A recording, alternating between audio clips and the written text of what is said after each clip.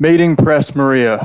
Power bottom Maria. My first message. Hello and welcome everyone to episode 75 of the Strip Poker Night of the Inventory podcast. In our eternal quest to get under an hour, even with three things on the agenda, one of them not even a full character, we just can't seem to do it. We love talking about these characters, and we love talking about how much we want to run on them like wild animals, like the livestock that Maria raises. Power bottom Maria hashtag. I'm gonna make this happen. I'm gonna make sure that you cannot deny what the people want. Just kidding. I'm your host, Spnanon, here with a returning guest, Just Kidding, who needs to make Maria a power bottom, and then my new co-host. My main account is a Nord. We're both kind of finding our footing in the MASP's unfortunate departure, in light of his departure. But the podcast and the game are still going strong, and we're going to continue right now with some entries on the testing roster. But first, would you like to introduce yourselves once again? Hello, it's me, Nord, back again, right at you. Tell your friends. JK? Oh, it was no done? Is it my turn? Hey. That was it. Myself. Yeah. You want to say more about yourself? No, I think people know who I am by now. Never Oh, assume. This gosh. could be someone's first ever episode. I mean, episode 75, it's a pretty, satisfying number to start with. It's a good fraction out of 100. Fair enough. First line out of my mouth is mating press Maria. It's like, all right, I can work with this. I'm going to keep watching this podcast. It's relevant to my interests. If you've played with any characters that have water-themed names and/or ability sets with blue hair, you have me to thank for it. Because apparently that's my type. But Aqua doesn't learn any water spells. I know she doesn't. But Aqua does. JK? Hey, it's me again. Just kidding. Also known as Fence in the dev server. Should probably Or call you that. It'd be a lot easier to understand over audio. you can call me whatever you want. If you yell it loud enough, I'll respond. I am responsible for several war crimes on the in the game, including but not limited to Bobo, Kazkhan, Y'shtola, and Maria and Roll. I do not believe there's a bottom powerful enough to overcome Maria, but She is the power bottom. she's not a bottom. She's definitely not a bottom. Just tell me what to do, baby, and I'll do it. Careful. She might tell you to jump off a bridge. That's We're canon. already under the bridge. Well, then get up on top of the bridge. If you're We're so, already under the bridge. if you're so insistent on being a top, then get on top of the bridge. Land on top of her. Swan dive into that mating press, or it's not happening. This man, JK, has been on a testing roster tear. He's got two more projects already lined up that we're going to talk about today, and then another smaller testing project to discuss as well. You've gotten steadily more mainstream in your choices. You started with fucking Bobo, like a character we all thought was an April Fool's joke and wasn't. I guess Y'shtola was pretty popular, but she's also like blind and has a very unique voice. And now you're just getting into like, you had like a cute, fun, nice girl with Roll, and then you went back to your typical ways with cock and ball torture Maria. Now you've got two characters that are just generally pretty cute and short and small and fun, although one is a bit weirder than the other. It's not a nice thing to say about Yay.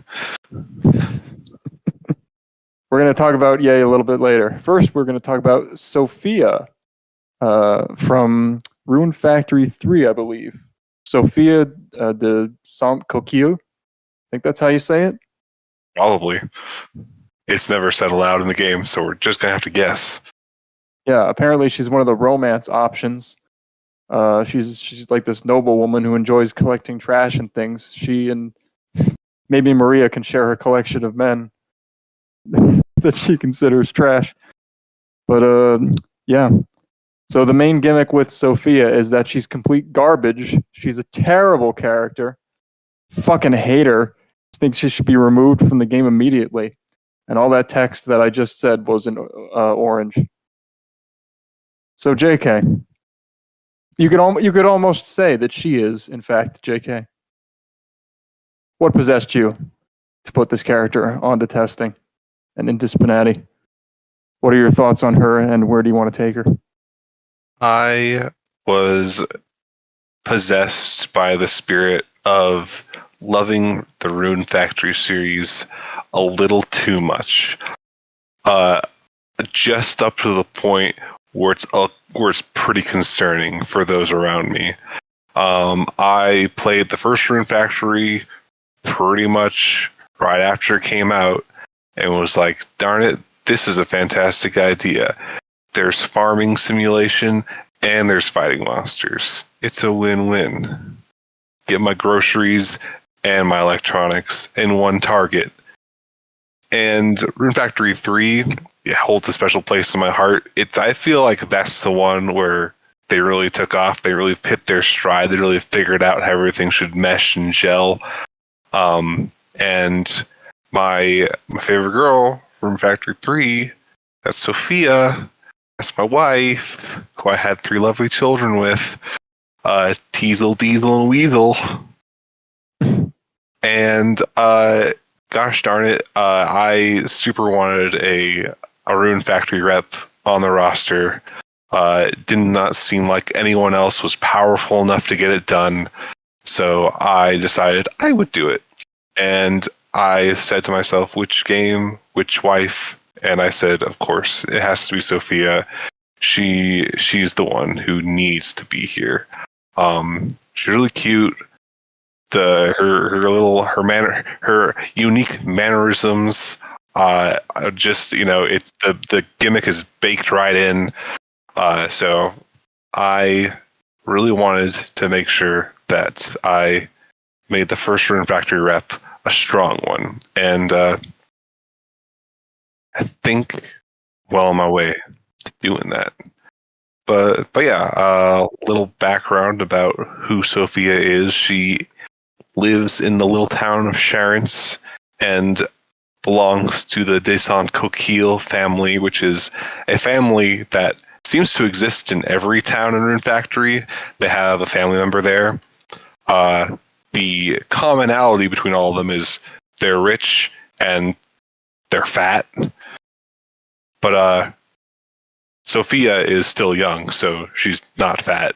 All the young Descent Coquille members are all, normal, pretty normal-sized people, generally.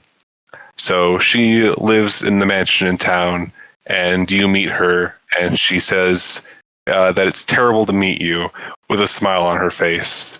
Because her whole thing is that she lies often, very often. Pretty much almost every time she opens her mouth, she lies. A habit she picked. She's afflicted with talking head. So she picked this up during her childhood. Her dad does the exact same thing, but she does it a little more extremely because it's kind of, been now baked into her personality. Her dad just does it because he's a weirdo and he decided he wanted to start doing that.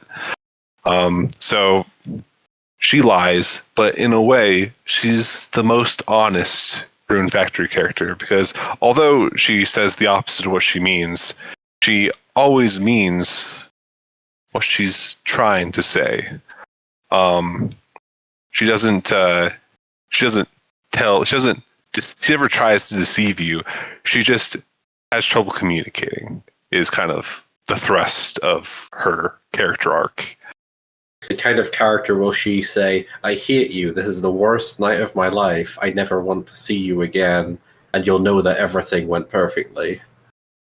Exactly. She should try to communicate with Komi-san. They might have a difficult time, but it would be amusing, I believe. I believe that in my heart of hearts. Komi learns about other communication disorders, reflects on her life. Komi Is it thought better she to say nothing at all than to say the opposite of what you mean? she thought she had the market cornered on being bad at communicating, but in fact, she doesn't. So yeah, if you like girls who are kind of socially awkward, Sophia's definitely right up your alley. I like Sophia so much that I was like halfway into my first run of Rune Factory 3. I was married to a different girl, and I was like, you know what? I need to restart my whole game so I can marry Sophia. And I did. That's how into Sophia I am. It was a slow realization, but you know what? That's how you know it's real. That you married the wrong person. I've done that several times in games. I'm bad at identifying my soulmate. Some people do that multiple times in real life. You can't reset. So it's not like Stardew Valley where you can get divorced and then brainwash everyone into forgetting you were ever married in the first place. You cannot do divorce magic in Rune Factory, for better or for worse. That's why life is so hard, man. You only get one try. I mean, you can perform divorce magic in real life, though. Sophia's gimmick is done really well in the sort of way that I would say shows that you are a massive fan of her and you get how her gimmick works in and out. The sort of thing that you get when you get a character that has a weird way of communicating, like with Komi-san or with writing Petra's unusual method of speaking. Sophia, it was always consistently, the proper opposite of what she was actually intending, which shows you understand it. It was hard for me to really get a sense of her depth playing the game with her that I did. I know she goes quite in depth with EA right now, but I'm not really sure. Like, I feel like there's room for her to, in the weird reverse way that she does, talk about her family or her history or the town she lives in. But she's still relatively new to testing, so there's plenty of time to expand on that. What you have already is a very good starting point. Better than a lot of characters when they first get to testing. A consistent thing that you do is getting these fundamentals down really well to begin with and then expanding on them in a quite short amount of time. Oh boy. I think it's easy for people to think that Sophia is just the gimmick. And the longer I played with her, I did see a character emerge underneath. But I think it might be hard to see it without the benefit of targeted lines, which is I also played her with Yae because just trying to be as efficient as possible with the test games. It's usually something I try. Well, I try to avoid putting franchise mates together, but I guess when you get creator mates together and he tends to target his own characters, that's what you're going to get. It's just because I like seeing generic lines first, and I didn't see a lot of either of their generic lines because they spoke to each other so much. But you do see like a real kind of frustration and vulnerability with Sophia as Yae continues to misunderstand her. And then it takes it, and then the conversation goes in a direction she did not anticipate or intend. Although I found myself kind of reading her lies as like shouting instead. I think you did what you could with the orange text that all of her lies are highlighted in. It does make it easier to parse what she's actually trying to say, but it still takes a lot of extra mental effort to read what she's saying compared to everyone else, which it can start to get you to maybe glaze over her lines a little bit because it's like, God, how bad do I really want to make sense of what she's saying? Sometimes it's easier mentally to just like read or like take what she said, what she's saying at face value, and then like interpret it as like shouting or like really heavy heavily intoned sarcasm. Although I think the implication is that she really is just saying this in the most natural tone, that, as if she weren't lying. Right? Yeah. Her inflection and her body language is always indicative of the truth. Yeah, like it'd be very confusing to just listen to her without the orange text on screen, is the sense I'm getting. Yeah, I don't have any audio cues like the game has, but I still have her poses and her expressions to play with in that regard. Yeah. And the orange text, it's done that way because that's how it's done in the game itself. So that's why it's that mode. It wasn't just like a kind of arbitrary decision to make it that way.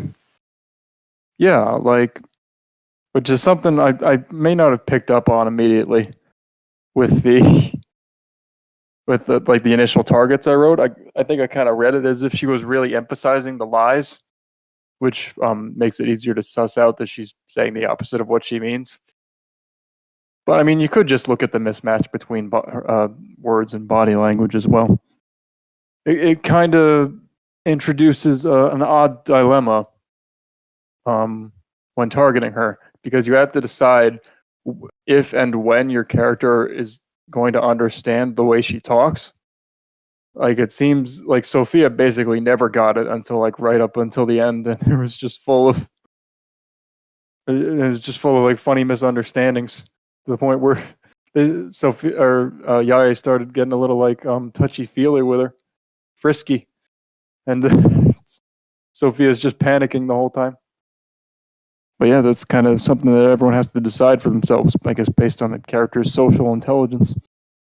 Nord posted it, but Sofia has like a really good, like a bold start to her strip stages. I think that helps a lot in getting the player's attention as well, because they might start to ignore her if all she had was just like a very bog standard strip sequence on top of hard to read dialogue. But the first thing she does is like take off like the bottom half of her dress, and she's just standing there in her panties. I think it's a great decision, and it's for reasons spnanon said, and it's very visually striking, and she has that justification that she then of course reverses of like, sometimes you have to restrain yourself and be completely normal, as she says. Yeah, just the idea of like this repressed member of nobility kind of getting out there and hitting the town and getting wild. Then there's like her fancy clothes, like her little underwear bodice thing that she has, and and her like custom boobs. They look very like perky and like circular, but it's done well in a way that fits her pretty nicely. And the very pink, very very big nipples, those are fun. I've made my own custom nipples now, but there are some other characters out here that honestly I think probably did a better job. Kind of something worth reevaluating perhaps in any future art updates. Of course, nipple diversity is also good. Let's see. I think you did a really good job on them. I see that you have a sort of general style that you go for across all of your female big models now, and I think it looks good. That's surprising to hear. Everyone develops a certain style of face and of hair and of posing, and now of nipples. Hooray! I do have kind of a more of a methodology to making those than I do with just making boobs. Because every time I go to make boobs, I'm like, how did I do this again? But I'm spurred on by the notion that I've done this before, I know what I'm doing. So I eventually come up with something. But with nipples, when I get there, it's like, okay, I need to do this part, and then I need to make this, and it needs to be around here, and then it should be this dark, and there we go. So yeah, I guess it kind of makes sense that there's kind of a cohesion between them, because I do approach them with kind of the same logic every single time. But Hey, I mean that's a good thing to have a foundation like that because I mean it's easier to tweak as long as you don't get too stuck in it. be gentle when tweaking nipples. PSA. Yeah, that's all I had to say on her. Really, I think there's something there, but you might, she's on testing, and you might want to develop it a little bit further. Again, I don't know if it's unique to just her, like if it's only in targeted lines right now, or if you see it in generic lines as well. But I think just developing some, the noble upbringing and some of the frustrations she goes with on a daily basis because of her issues. But she's certainly unique and fun in that respect. Also, what's the deal with Rune Factory? Is it like Harvest Moon, but you also kill things? That is exactly what it is. Okay. Harvest Rune. Yes. Rune Factory 3 is the 4th game in the Rune Factory series. Oh, god damn it. Well, as a Kingdom It Hearts is. fan, you should be well familiar. It's true. It goes Rune Factory 2, Rune Factory Frontiers, Rune Factory 3, Rune Factory Tides of Destiny, Rune Factory 4, Rune Factory 5. Rune Factory 358 over 2 days. Rune Factory Birth by Sleep. See, they All call right. it Dream Drop Distance because it's 3D and it's on the 3DS. Tetsuya Nomura does it again. Okay, that's enough out of you. I have to find a new co-host. Let me out. So, if you were under the impression that JustKidding wasn't some kind of fucking boomer that just picks like retro game girls that no one cares about anymore from 20 years ago, here's another one. It's Yae, no last name given. A kunoichi, a female Japanese ninja from the Edo period, from the N64 game. I think she was in earlier games as well, but that's the one you always post like pics of, is the N64 game with the cute chibi chunky model that she has. That's the one she's closest to my heart. She's like part of the crew from a game called Ganbare Goemon, or like as I knew it on the SNES, Mystical Ninja Goemon. It was like a guy with like, oh god, I don't even remember what the hell his weapon is. It's like some kind of extending thing that they like crawl by humping like humping the ground, and they It's fight. a pipe. They fight bosses that are mostly big and fat and float around the screen. And his sidekick is like a bald fat guy with a mustache. There she is. Oh yeah, T-posing for dominance. Look at that. But this is like I guess the girl of the group, who's apparently less of a comic relief character, or she's more like the hyper competent one that actually gets things done, is my understanding. Whereas everyone else is just like goofing around. Is that accurate? Or is that just what she says? That's her role. She's there to make sure everyone, the tour group proceeds to the next stop. So yeah, she's kind of doing the shonen girl thing where she's just like, guys, stop having fun. Yeah, I'll talk about that more if you're done. I don't know if you're done vamping me in or not. But she is pretty fun in her own right, and I've enjoyed her here already. But JustKidding, you can give a more complete introduction as well as like what game she actually debuted in. Yeah. I mean, she's been around since pretty early. I don't think she's in the first Ganbare Goemon. I can't remember off the top of my head which one it is. But it's definitely one of the SNES ones where she first shows up. And she wears a blue jumpsuit and has black hair. So her role initially was just to she's just another damsel in distress who the gang rescues, and she gives you a little tidbit of information where to go next, and then you proceed on and you never see her again. But as time wore on, instead of being captured by the enemy, Ye would wise up and just meet up. She knows Goemon and the gang are gonna get into trouble and be involved in all the destroying of Edo, so she just goes to them and is like, "Hey, can I just chill with you guys instead? And that works out a lot better for her because she doesn't end up tied up and dangling from the ceiling usually. So her role in the gang is, she's the big sister. She keeps things moving. She's not so much a kind of like a downer as like come on guys, stop messing around. It more just kind of washes over her, and she just like proceeds while they have their antics. But yeah, the other members of the group are of course Goemon, the titular hero, kind of a Robin Hood figure who has spiky blue hair and hits people with a pipe, which is still an interesting choice to this day. There's Ebismaru, kind of this overweight ninja who has this rat thief motif going on, who is very body positive and apparently has droves of fans across Edo who love him. And why wouldn't you? He's a lovable guy. And then there's Sasuke, the robot ninja, who was built by a pervert. Of course. Because the Ganbare Goemon series takes place in feudal Japan, but there's also giant robots and spaceships and bazookas. Well, what's more Japanese than that? Barely anything, apparently, because they're barely a more Japanese game than Mystical Ninja, Ganbare Goemon. I should pick one and stop jumping between the two. But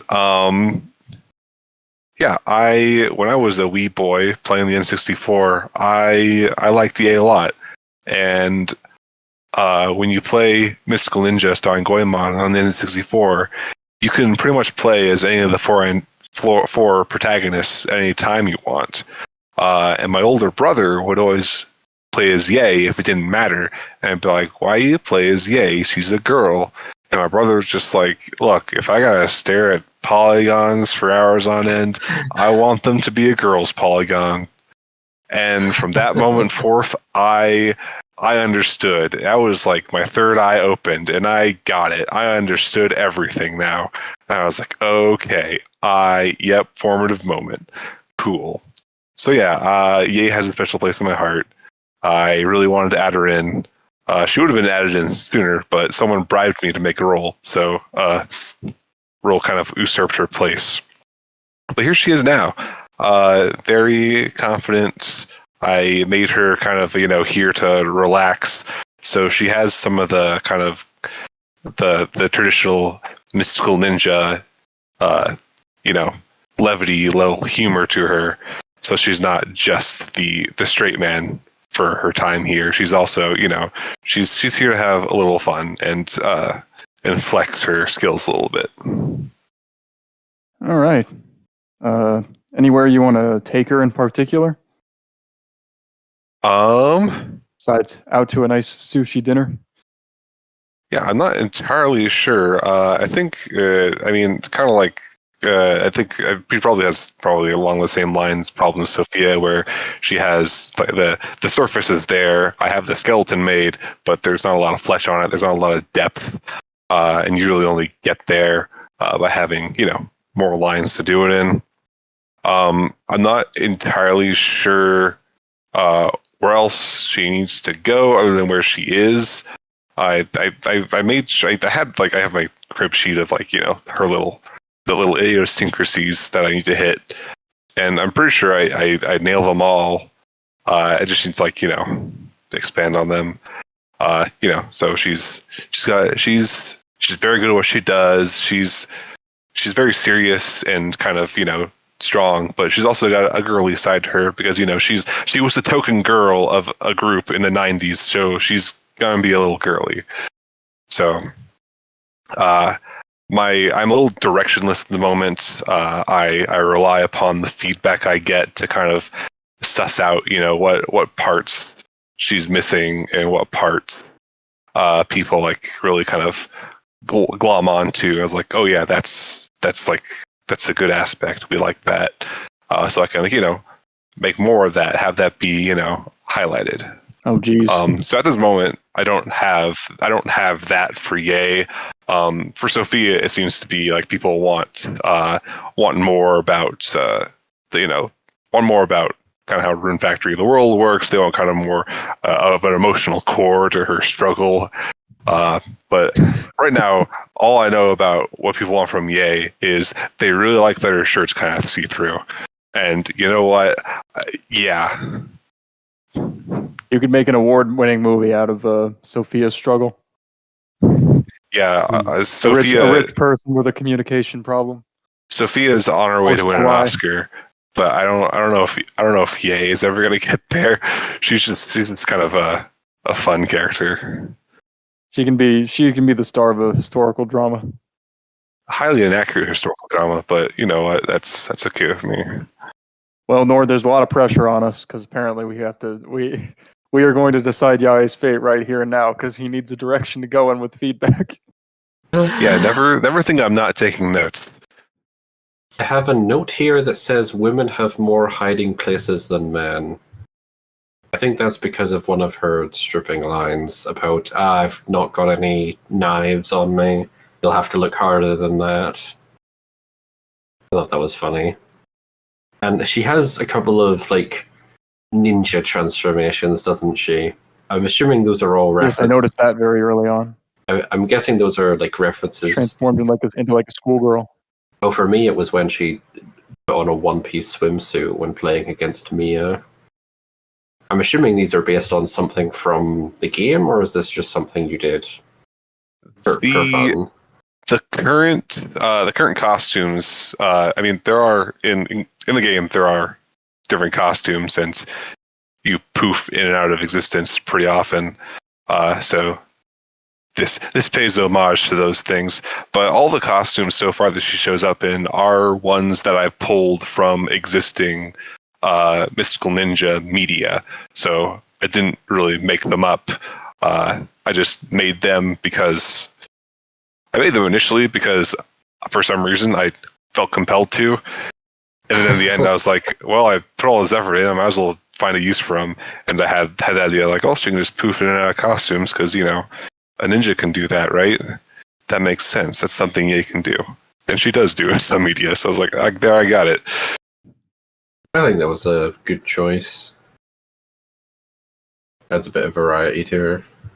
I'm going to assume those are like filtered lines with the transformations. Yes, they're all filtered, I believe. Okay. Nord, anything else? She felt pretty... I want to say she felt pretty straightforward in the sense of, like, her lines were good at getting across that she has this very, like, competent, put-together personality. That's quite good to have already. Already praised you before about how you're good at getting these fundamentals down. I know it's just kind of part of her design, but I love the mesh undershirt and the fundoshi. Just as, I guess it's both accurate and it's like interesting compared to like other characters who just kind of have standard undergarments. I don't really have much to add. I'm just interested in seeing where she goes with her personality and getting to know other characters. Is there anything in particular you'd want to really like dig into with like super extended interactions that you don't think you'd be able to do yourself? Anything like that?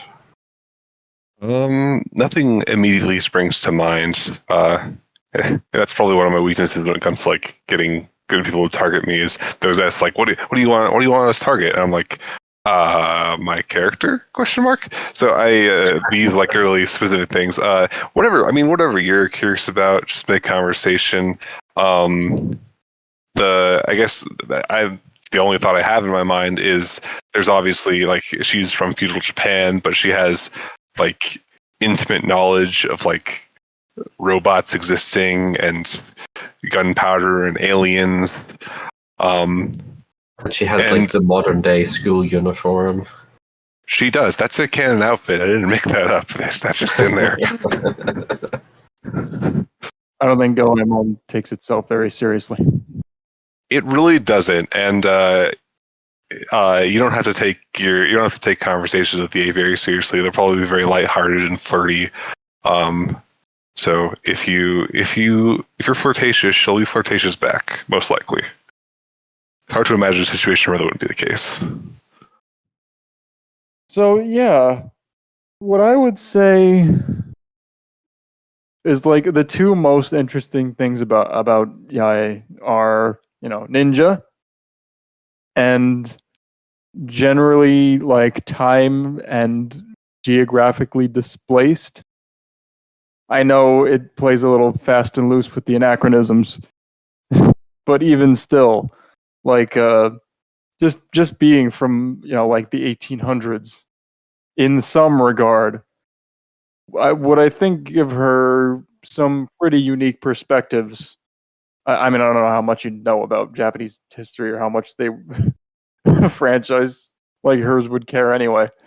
But you could do something with the whole like sexual attitudes of the time. I don't even know what they were, but and especially like the image of like of a female ninja and like what she works is like I almost I get like a Mai Shiranui vibe from her or something. Like she's not afraid to like use her looks to get what she wants or to distract a man or something. She seems like pretty flirty and sort of mischievous and has a naughty grin on a lot of her poses, which is fun. And I wish she did a little bit more with that. I wish she talked a little bit more about like what she actually gets up to as a ninja. I felt like that kind of got lost. Maybe she was too busy talking to Sofia. And just in general, because like the Edo period was a point where like Japan was, it had opened back up, but it was still, very traditional in a lot of respects. You still had, like the samurai caste and everything. Like I targeted her a little bit, and I noticed like the first thing she said, like she very specifically called like all my girls like a foreigner, and that's sort of nationalist tone of very Japanese tone is something that's interesting in its own right. Because they're all different kinds of foreigners, but they're all basically the same to her, I guess. So that could be kind of funny as well, the cultural clash. And I think you should work on that. And yeah, like like visually, that traditional kunoichi outfit has done wonders for a unique look. You got the see-through mesh and the fundushi underwear, and that's pretty interesting. And I like it. Looking at the source material here, like the model. Oh, go ahead. Did you have something to say? Do you have plans to add more costumes? Are there more costumes to like transform into? I mean, other than, like, character costumes. So yeah, I mean there are a few, and I have made them. The thing is, the ones that aren't included, one is just like literally a bikini, and the other one is a bunny costume, like a bunny girl costume. So these would be, more useful as possible alternates rather than just transformations. So I didn't include them. As far as adding like non-canon ones go, I am not ruling that out. I just need to kind of figure. I just need a justification for it to happen, and I haven't quite found what that is at the moment. Right, because right now the justification is like there's something relevant to the costume going on, so she quick change to illustrate a point. So there's that justification. For things like outside of the canon, for things just totally out there for whatever reason, or even maybe even outfits that other characters get. I know Sasuke gets a maid outfit, so use that as strange justification for putting her in one. But I just need to find. It really is right now about finding the justification, because creating a bunch of weird costumes for no reason and having nothing to do with them is no good. So I want to work from having that justification for like, okay, these would be good moments to do that. And I'm not sure whether that's like just find more filtered lines where that would be good, or find targeted situations where like a character is talking about something, so she basically quick change to something relevant to them might be fun. But yeah, I am. It's like I said, I'm still figuring that out. If you have plans to make like the bunny suit and the bikini, you could still make it so that if she's in her default outfit and she like is played with people who are in like a certain costume tag, she could briefly transform into that and be like, "Oh, I should have dressed like this for today. Oh well." Can you dynamically change costumes like that? I don't think you can. No, I don't mean like changing the costume mid game. I just mean like she transforms into it for this one pose. I know I'm theory crafting here. Could you potentially do that? I can see that becoming an issue with how it's loaded dynamically. Something would have to be changed on the back end. There's also the notion that the player may have picked the costume they wanted, and having her, choose for them wouldn't go over favorably. Says, I refuse. Yeah. Also, as far as transformations go, I think she could use a little bit better of a cloud effect. That kind of took me out of it. I mean, I'm sure it's cartoony in the game, but maybe like a couple extra puffs here and there make it look more like a transition. It looked very much just like one cloud. Yeah, I did whip it together pretty quick, so I am open to kind of figuring out how to make that a little more, a little better looking. I think if you added like maybe it kind of pluming up like smoke, like maybe have one big cloud but have it surrounded by like a bunch of like little clouds pluming up, might be a better transition. And then like the big cloud goes away and a few of the little puffs are still going up. Yeah, I did consider something like that. So yeah, that's good. Yeah, I've been trying to get more animation experience myself with custom poses. Looking at the source material or like the source model real quick, I don't have any 2D art in front of me. I think her eyebrows might be a little too bright.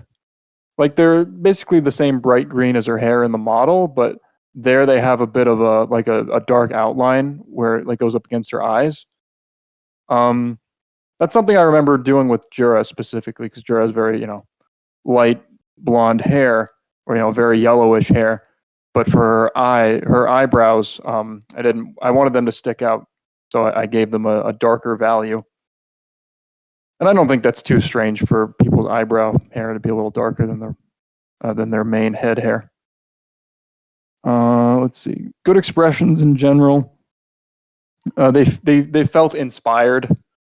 I don't know what the pose name is called, but like, there was one where she had like a grimace on her face. That seemed like something you just took directly. I think it's this one from the source material.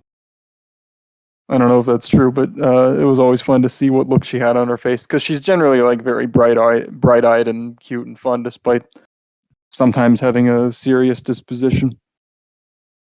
Oh yeah, I will say artistically, something that didn't quite work for me was once she got her breasts out. I think it worked on Sofia, the kind of like the perky circular look, but I think the shading with these, like they're a bit too big and the shading is a little too dark and actually like darker than most of the shading on her body. And they look a little too circular. They almost look fake, as if she's putting on a ninja illusion to make her boobs seem bigger than they are. When I first played her, I was under the impression she was some kind of like boob envy character because she doesn't look very big around the chest in her full outfit. She's kind of like sneaky, stealthy, but apparently that's not really a thing. She just has like normal sized boobs. I don't know, would have been funny. Yeah, maybe I'd say look a little. I'd say they look fine. It's not like sponsorship worthy of correction, but like if you wanted to do I'm not going to bang on about it that hard. Yeah. I can see what Spinanon's saying, so they're a little too circular. Yeah. Ultimately not a big deal if you didn't want to change them, but yeah.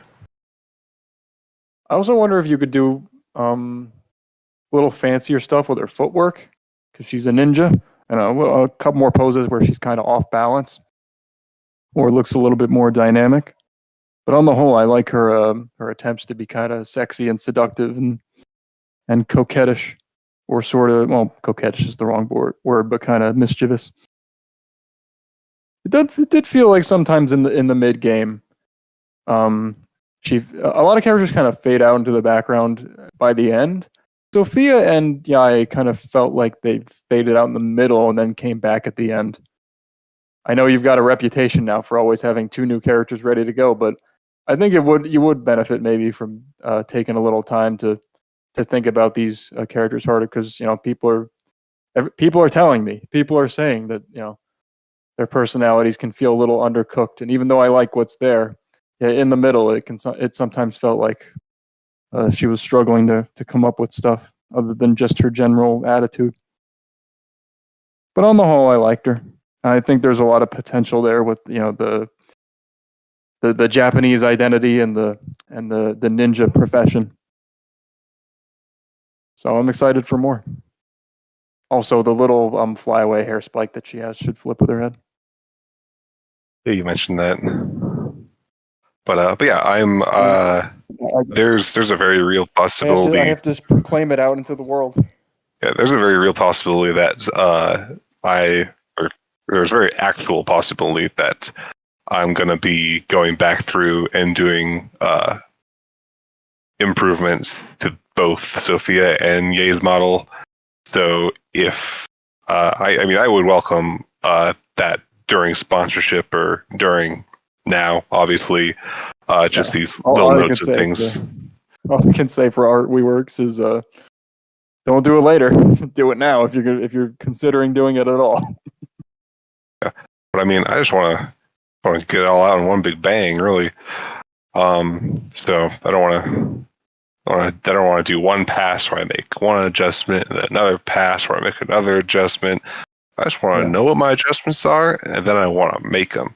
So yeah, I'm keeping a list of things and I'm experimenting, kind of see what works on an individual level before I go big and go live. But yeah, the Sofia and Ye were also made in 105 instead of 106. So there's some things that some improvements that have been made that I could usually use to make some improvements. So definitely, I am open to critiques on the art if anyone has anything else to say about it, and I'm definitely taking notes, and definitely something I would invite, if not expect, during sponsorship when that comes up. But obviously, still cooking. I do most of my cooking during testing, so I really. People did give you pretty hard sponsorships with Roll and Maria. I think you had to step up your game with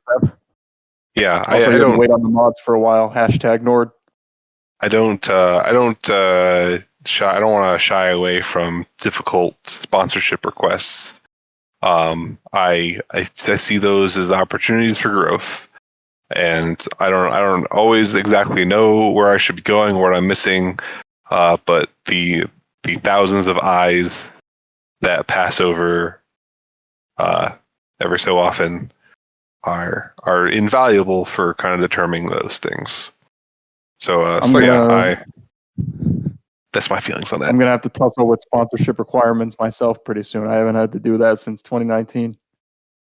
There's a couple of people in the community who give very good, like super in-depth and detailed, but also very demanding sponsorships. And they usually reserve them for developers that, like, can fulfill them. They just need to be told, here's what you do.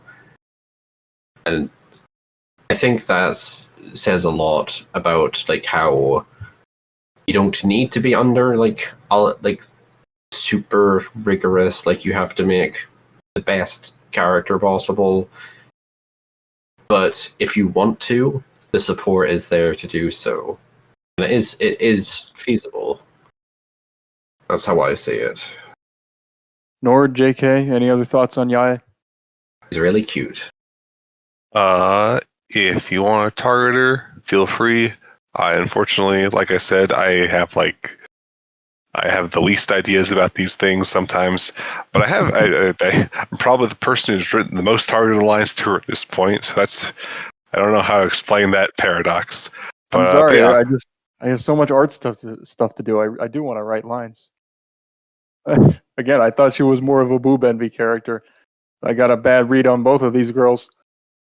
So Jura kind of implied that she was flat, and then I just said that she looked like a man. These things happen. Yeah. I don't know what men you're looking at. Sorry that you can't break 5 feet. Yeah.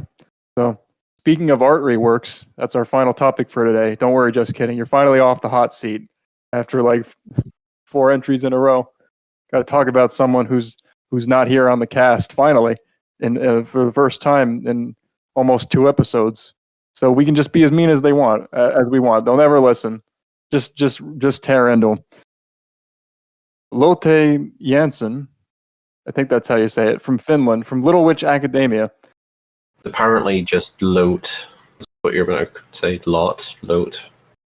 They say Lotte in the anime. Oh, and This is why we have the pronunciation guide now in the character editor. Exactly. I'm just going to keep calling her Lotte. I added the pronunciation guide, and that's what got me the job of moderator. Use it, people. Back in 2018, I think, when she was added, I think I called her Lot in that episode of the podcast. But 5 years is a long time. Things change. Life catches up with us all. So she has received an art update. We always say, just randos, if you want to come out here and submit a quick art update to your favorite character, you can do that with no writing necessary. And now we're putting that to the test. But it was quite the spell of controversy, because the man responsible, or perhaps the cartoon dog responsible, a user by the name of Poochie D, who quotes the Itchy, Scratchy, and Poochie episode in all of his updates, has taken her over. But for a while he had a pretty iffy reputation, because he took assets from Constance and kind of lifted them and pasted them onto Lotte and Akko and tried to pass them off as his own work. And he shared those codes publicly on the subreddit. And then he smacked. Well. Yeah, and then so Mod smacked that down, and then he just went straight to 2010 Mantis, the original creator of Lotte, who'd been out of the game for years now, and said, "Hey, can I work on Lotte? And I won't steal assets this time." And Mantis was just like, "Yeah, whatever." And then, and then he came back a week ago, being like, "Hey, I just kind of passed her off, and then I checked the game, and what the fuck's happened to her? Maybe I should have vetted this." So the new Lotte is not a complete she's not a complete dumpster fire, but she's got a lot of iffy, questionable changes, I think. And I actually wrote up a full sponsorship for her. That's how inspired I was by viewing this for myself. It's very strange. Most art reworks are a genuine jump in quality, just completely objective. This is an improvement, even if they die on testing. And failing that, they're the BB type of thing, where it's just purely driven by ego, and he just ruined the rubies out of spite, I guess, and they all looked terrible. And we're a definitive downgrade. This might be our first side grade in Spinati, where some things got improved, but others were made worse, at least in my estimation. But I'll talk more about that later. So she has returned to testing for now, but just kidding. What did you think of Lotte's art rework? So yeah, I agree with the general consensus that this is definitely a side grade. The old model, doesn't exactly do a whole lot for me. this Unfortunately, I don't have it in front of me, but I'm sure Solitaire can find it. the new one, like you said, there are parts of it that are better. There are parts of it that aren't better, and real shame that.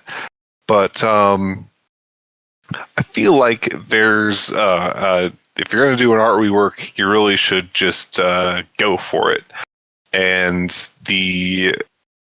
This is a comparison of whatever Stage 0 poses. Sorry for interrupting. Yeah. No worries. So now that's on screen. Now you got the visual that I can see on these parts here, right here. All you can see how differences. It's beautiful now. Got a visual aid. But yeah, if you're gonna do an art upgrade, you really need to make an improvement. And I feel like that goes without saying, and that's kind of why there's been some mutterings of displeasure about this.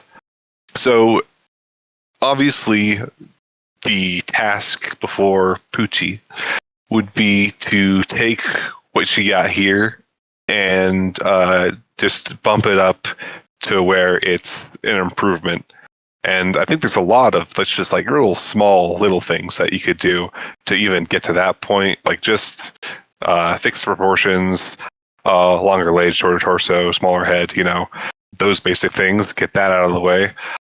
And then just clean up the outfit a bit. I think there are still aspects of the original one that are better, even though, I mean, they look pretty similar.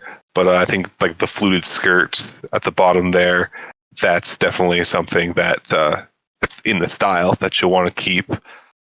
But yeah, look back at the show, see what else you can improve about the outfit. But I think if it were me, the other thing I would definitely do to make sure like this is definitely an upgrade is work on the posing of this model. Lotte, as she exists, isn't exactly inspired in that department.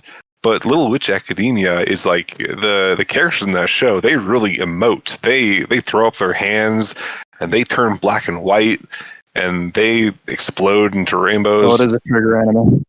Yeah, it's trigger. So these Lotte has license, like, be expressive, and she has little dot eyes behind her glasses, but sometimes they they well up and become like anime eye, or like true anime eyes, like they sparkle and shine. So you could even add more poses. I don't think she really has that many to begin with, but there's definitely license to just like make her more expressive and not take the shortcuts of adding the little anime veins popping or stuff like that, having the big teardrop like this one, like this one right here, the angry.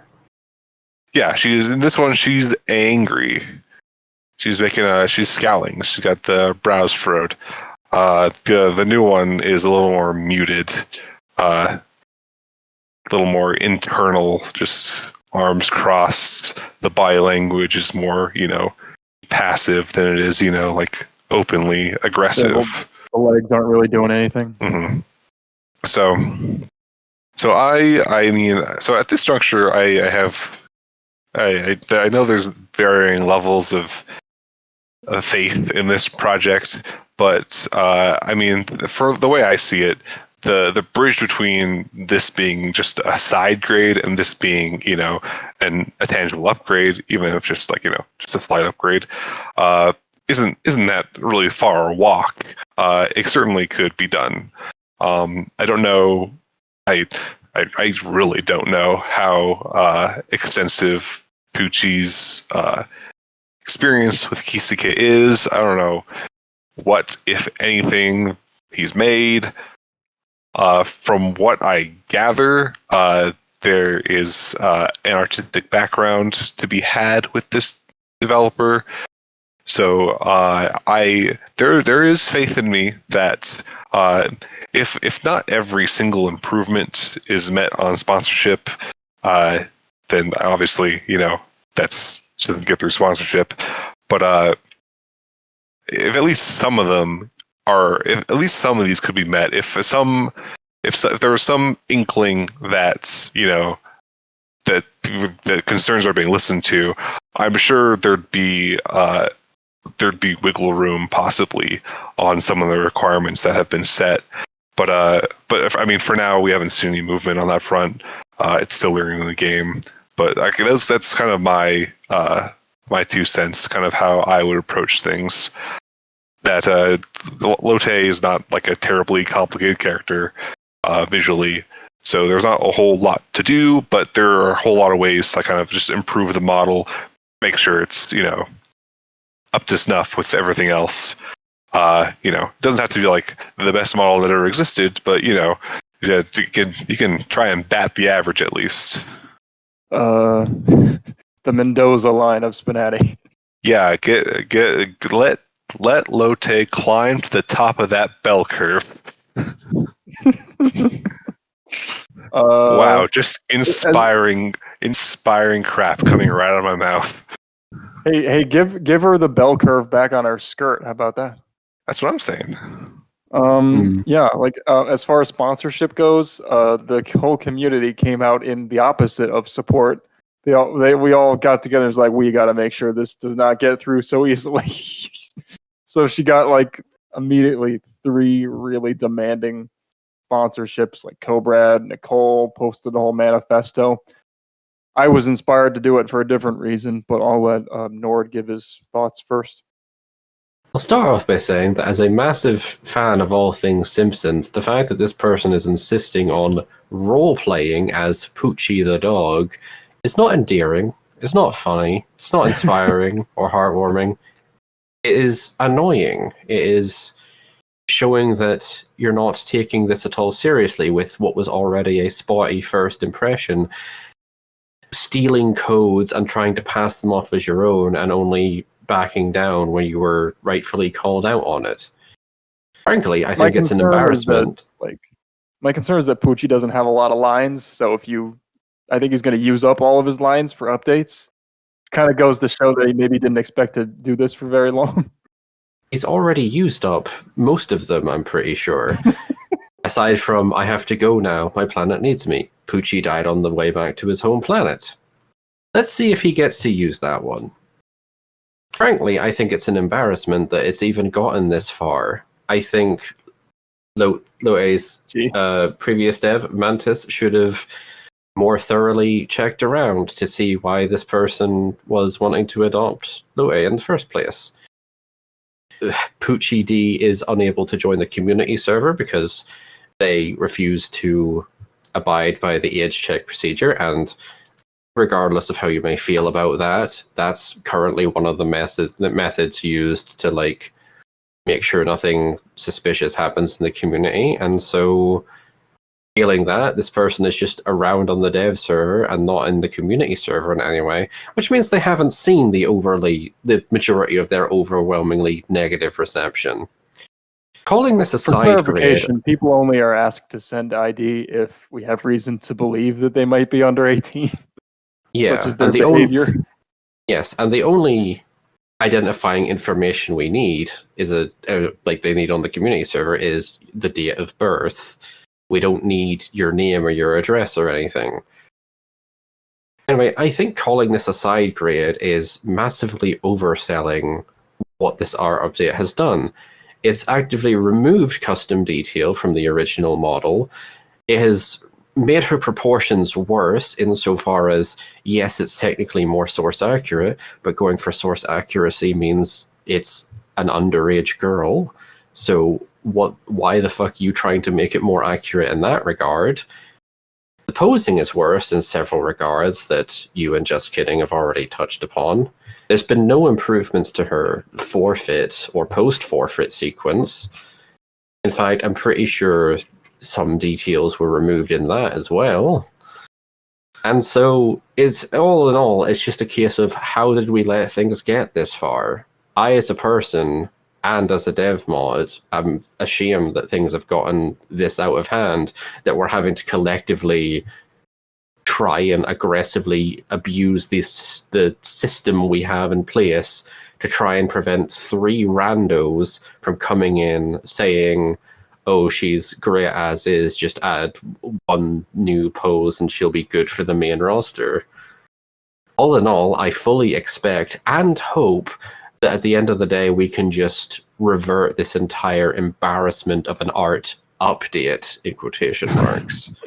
Because that's something we have the ability to do really easily thanks to Git history. Well, that is the policy, and DevMod had to clarify that because people were getting worried. Yeah.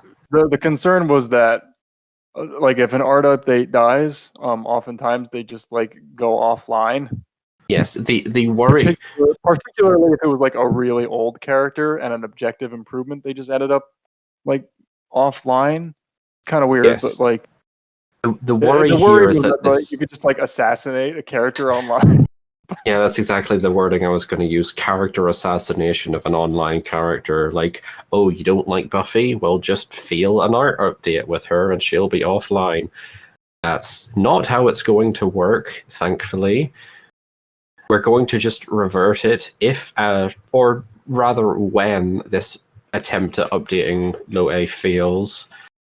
And I hope this either changes policy or changes people's like willingness to just hand over old characters to people they don't know, because this Poochie person has just come out of nowhere, been handed the reins to a character who I want to say thankfully is not, like, being completely real is not that popular or mainstream.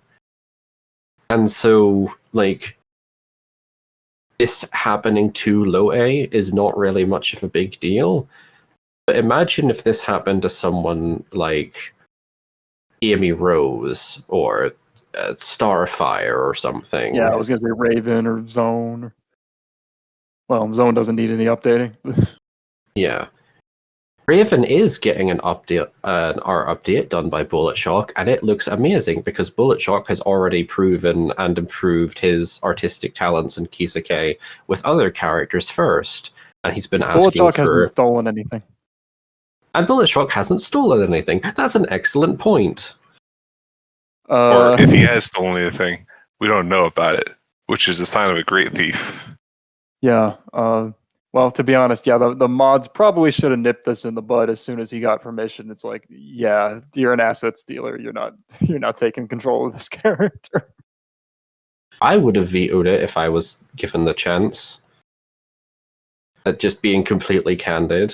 This is one of those things of like, and as I like, me as a person disagrees with how things have panned out, going by just the polite and official way of handling things. But the fact that even Cobrad is stepping in to work up a sponsorship for her shows just how bad the situation is. Poochie, if you're listening to this and you've made it this far through my complete scathing critique of everything you are and everything you've done, please change and grow as a person. Stop LARPing as Poochie. Please, for the love of God. Don't LARP as characters that are famous for being annoying. Yeah. Well, damn. I thought I was going to be the bad cop here. Here Nord comes out swinging. I like this new evil Nord. Who knew he had such of an edge to him? Such an edge. But I'm sorry, but I don't have anything positive to say about this. Like, I'm even hesitant to call it, like, well, in strict terms, yes, it is an art update. That is literally what it is. It is updating her art, but it has not done it in any meaningfully positive way, in my opinion. I think the face and hair look better, to be fair, but that seems to be the only thing that he's spent any amount of time on, and the rest is just totally phoned in, from the posing to the skirts and the proportions. It's all he did was the face and hair, and this should really be more like ambitious than that. Like, it was excusable in 2018, and maybe it would be excusable if you were working on art or dialogue as well. But when this is the only thing that you're touching, you got to get it right, man. Yeah, because he's not even a writer, self-confessed. Pucci is not wanting to get too in depth with writing. So if the writing is staying mostly as is, a model can save outdated writing, but like this almost feels like it's putting Lotte back in the state she would have been in 2018 with this art change. Like, I'm sure she probably got minor art updates since 2018, and this is sort of undoing that. I mean, playing her, she definitely talks like a 2018 character. Is kind of posed like it too. You almost feel uncomfortable. It feels like a time warp. It annoyed me that I couldn't report any mistakes in the dialogue because he wouldn't address them anyway. Yeah, just the overall like more kiddie proportions. Like, yeah, she's like a smaller character, like more petite, but like the old proportions were perfectly fine. She still looked short, but she looked more believably 18. Here, her head is just massive. Like, it's bigger than her torso. Yeah, and that's usually one of the biggest looks, factors in an anime character to showing their age. Yeah. Just the head It size. just looks like really kiddie and unattractive, and half the time she's like lowered it like below her neck, and it looks even bigger next to her body, and it's really distracting. Hold on, you've got here's another short character, Nagatoro. She looks completely fine. Well, people bitch about her too, but like, you have Lotte that looks genuinely like 5 years younger by head size alone. Well, Nagatoro has long legs for her size. That too. That's what helps. Like, look how much higher up her crotch is. You know, she just looks a little bit more developed, even if she's still like short and petite. And yeah, her head is smaller, and that's another thing that made her really feel time displaced, or like a time warp character, is how big her head is, because everyone's head used to be massive. And I was playing her with like 3 characters. There are 3 other characters that had like what we would now call a normal size head. Here's a height diagram that hopefully Solitaire puts in the video, but if Pucci D is somehow still around by the time this episode comes out, look at this chart and fix it. He hasn't been canceled. God. Oh God. Yeah. I mean, the thing that inspired me to write a full sponsorship, another hefty, demanding sponsorship, was her hair does not flip with her head. Come on, bro. I know I'm the only one. No one else noticed this, apparently. I'm the only one who thinks it's important, even though it's on like every fucking anime character ever that has any kind of asymmetricality to their design. I mean, not all of them, but a lot of them. And this is something that you should do. I mean, it's not like a natural part of the model making process. You do have to be aware of it, but like, again, if art and especially the hair and the face are the only thing that you're working on and you don't notice that that's a thing that should happen, it's like, come on, bro. You got to look at some references here. Like, nothing seemed off while you were doing it. If art and hair are if like art updates are the only thing you're doing, it should be the best darn art update possible. I'm going to try that one again. If art is the only thing you're updating, it should be the best darn art update possible. Any final thoughts on Lotte? We've raked her over the coals. This went longer than I thought it would. I thought we were just wrapping up. No. Any thoughts from you? Just kidding. I think I've said my piece. Yeah, I mean, obviously, I don't, on the whole, I don't generally disagree with a lot of the criticism that has been leveled against Pucci, both kind of how they conduct themselves and for their past crimes of which they've been convicted. But, I mean, something of an eternal optimist that I am, I see that possibly, perhaps maybe the update could pan out and maybe Lotte will be all the better for it. I know out there's not a whole lot of faith And I know, me personally, I mean, I'm not exactly like, I wouldn't really, if I'm being totally honest, I wouldn't bet on it. But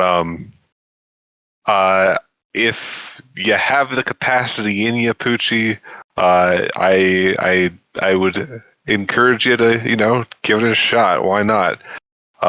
Prove us all wrong. Show us that you got what it takes to bring this home. And yeah, I don't know. Art updates, I feel like they should be open to anyone who wants to take a crack at it. But yeah, perhaps maybe Doesn't always work out. yeah, it doesn't always work out. Not everyone's Picasso. But yeah, I'll wait. I'll reserve my final judgment for when it all finally shakes out. That's where I'm at. But yeah, go get him, Poochie. Go. I don't watch Simpsons. I don't know what the lore behind his character is. It's all very confusing to me. But yeah, 8-head. He's the scratchy duo. Yeah. Scratchy. So it's like so Itchy and Scratchy's an in-universe cartoon where the executives are like, add a radical dog character. So they add Poochie the dog, and everybody hates Poochie the dog, and they kill him off in 2 episodes, like in universe. And then they declare legally he's never allowed to be brought back ever again. That's how much they hated him. So interesting choice of persona. Was that like the Simpsons making fun of like people who wanted like a radical character or like executives who wanted to shake up the formula?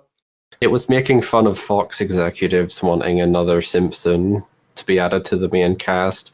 And they even have like a character called Roy show up for like 3 scenes as a play on that, of like adding a new character that's never been mentioned before and just treating it like normal. I'm a massive Simpsons fan, and this annoys me. Okay, well. Anyway, did the Simpsons predict Lotte's art upgrade? The Simpsons is very internationally popular for a series that's very steeped in American culture.